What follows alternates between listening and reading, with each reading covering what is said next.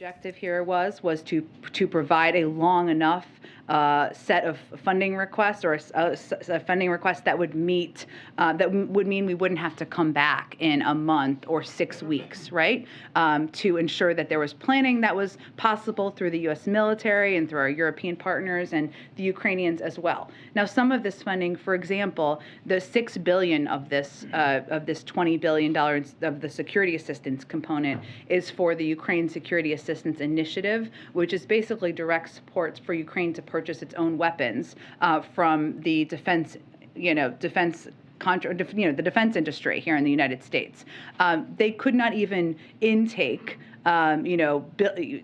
billions and billions and billions of weapons and security assistance in this moment. So that is likely going to be longer term, because if they place an order for specific weapons, sometimes that takes months to produce. It's just meant to provide security assistance so they can plan for what they need over the long term and make those orders directly, which is what that portion of the funding provides for. The other portions of the funding, so $5.4 billion is in drawdown. So that, as you're very familiar with that, because that was a large chunk of what we requested and have implemented in our last package.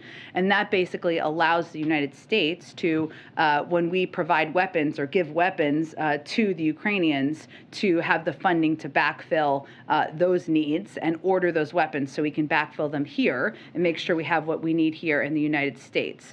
$2.4 billion was to purchase high-demand weapons for the United States, build additional critical war reserves, and increase intelligence and other defense support.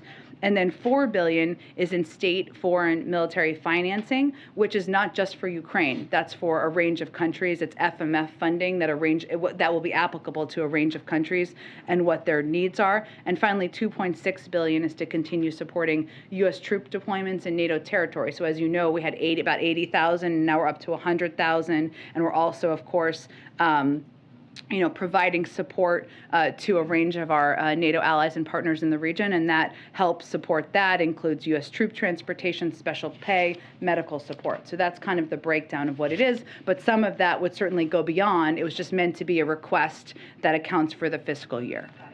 And then turning to COVID, I know you've talked before about protocols in place to protect the president, but given what Kate Bedingfield tweeted this morning, I wonder, is part of the protocol to make sure the president never has any close contacts? Well, the way we determine, we do take additional steps, and some of those are additional precautions that go beyond even what the CDC recommends, right? So if we are in a meeting with the president, I've noted before, you always are tested. We often wear masks, almost always wear masks in those meetings. We try to socially distance whenever possible. And the way the CDC defines and the close contact is 15 minutes at a certain close proximity. So we try to follow those guidelines and take additional steps, of course, out of an effort to protect the president.